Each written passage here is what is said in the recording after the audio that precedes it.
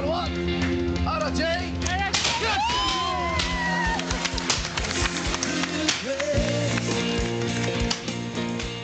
Aktar minn €1,000,000 kienu miġbura waqt il-maratona Għinuna Ngħinukom, inizjattiva illi saret matul il-ġurnata tal-Ħadd. Fit-tmiem 12-il sija maratona bris il-Malta Community Chest Fund, il-President George Vella irringrazzja lil dawk kollha li taw id-donazzjonijiet tagħhom, kif ukoll il kull min kien involut biex setet tittella din il-maratona.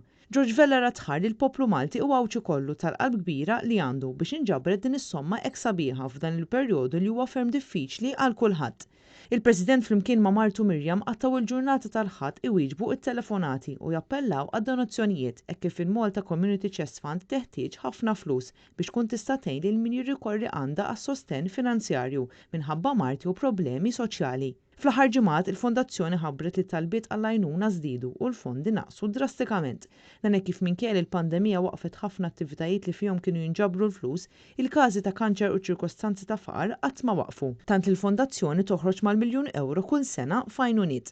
Fost diversi personalitajiet li attendew għal din il-maratona kien hemm il-kap tal-Partit Nazzjonalista Adrian Delija, illi ħeġġeġ biex aktar persuni jagħtu mill-ftit illi għandhom għal dan l-an nobli.